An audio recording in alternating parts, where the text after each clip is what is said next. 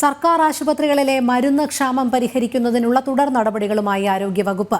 മരുന്ന് കമ്പനികൾക്ക് വിതരണം ചെയ്യാൻ കേരള മെഡിക്കൽ സർവീസ് കോർപ്പറേഷന് 116.4 കോടി രൂപ അനുവദിച്ചു. ഇടപെടൽ സർക്കാർ ആശുപത്രികളിലെ രൂക്ഷമായ മരുന്ന് ക്ഷാമത്തെക്കുറിച്ചുള്ള ജനം TV വാർത്തയ്ക്ക് പിന്നാലെ ജനം ഇംപാക്ട്. രശ്മി കാർത്തിക ചേരുന്നു. രശ്മി, ജനം TV വാർത്ത ഫലം കണ്ടിരിക്കുന്നു. സർക്കാർ ആശുപത്രികളിലെ മരുന്ന് ക്ഷാമം പരിഹരിക്കുന്നതിനുള്ള തുടർ നടപടികളുമായി നീങ്ങുകയാണ് ആരോഗ്യവകുപ്പ്.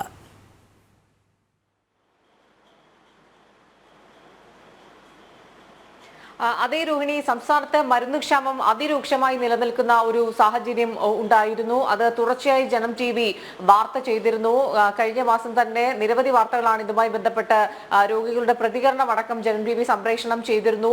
അത്യാവശ്യമായിട്ടുള്ള ചില 1-2 മരുന്നുകളല്ലാതെ മറ്റു മരുന്നുകളൊക്കെ തന്നെ സ്വകാര്യ മെഡിക്കൽ സ്റ്റോറിൽ നിന്ന് വാങ്ങേണ്ട ഒരു സാഹചര്യമാണ് ഈ ആശുപത്രിയിൽ എത്തുന്ന രോഗികൾക്ക് ഉണ്ടായിരുന്നത്. ഇതിൽ വലിയ രീതിയിലുള്ള സർക്കാരിനെതിരെയുള്ള അമർഷം പോലും ഈ രോഗികളുടെ പ്രതികരണത്തിൽ ഉണ്ടായിരുന്നു. ഇതിലാണ് ആരോഗ്യവകുപ്പ് അടിയന്തരമായി ഇടപെടൽ നടത്തിയത്. കേരള മെഡിക്കൽ സർവീസ് കോർപ്പറേഷനുമായി ചർച്ച നടത്തിയതിന് ശേഷം ആശുപത്രികളിൽ മരുന്നുകൾ എത്തിക്കാനുള്ള നടപടികൾ വളരെ വേഗത്തിൽ കൈക്കൊണ്ടു. ഇപ്പോൾ നിലവിൽ എല്ലാ ആശുപത്രികളിലും മരുന്ന് എത്തിച്ചിട്ടുണ്ട്. അതോടൊപ്പം തന്നെ മരുന്ന് തീരുന്ന മുറയ്ക്ക് കൃത്യമായി നിർദ്ദേശം നൽകണം എന്നുകൂടി ആശുപത്രിയെ അറിയിച്ചിട്ടുണ്ട്. ഇത് നിരീക്ഷിക്കുന്നതിനായിട്ട് ഒരു മോണിറ്ററിംഗ് സമിതിയെ കൂടി നിലവിൽ അത് ആശുപത്രികളിൽ നിരീക്ഷിക്കുന്നതിന് വേണ്ടിയിട്ടൊക്കെ പ്രത്യേകമായി ഇപ്പോൾ നിയോഗിച്ചിട്ടുണ്ട്. അതിൽ തുടർ നടപടികളും ആരോഗ്യവകുപ്പ് കൈക്കൊള്ളുന്നുണ്ട്. കേരള മെഡിക്കൽ സർവീസ് കോർപ്പറേഷന് 116.4 കോടി രൂപ അനുവദിച്ചിട്ടുണ്ട്. ഇത് സ്വകാര്യ കമ്പനികൾക്ക് നൽകുന്നതിന് വേണ്ടിയിട്ടാണ് പണം അനുവദിച്ചിരിക്കുന്നത്. ഈ മരുന്ന് വിതരണം ചെയ്ത വകയിൽ സ്വകാര്യ കമ്പനികൾക്ക് കേരള മെഡിക്കൽ സർവീസ് കോർപ്പറേഷൻ കുടിശ്ശികയുണ്ടായിരുന്നു. ആ കുടിശ്ശിക കാരണം കൃത്യമായി മരുന്നുകൾ ആശുപത്രികളിൽ ലഭ്യമാക്കാത്ത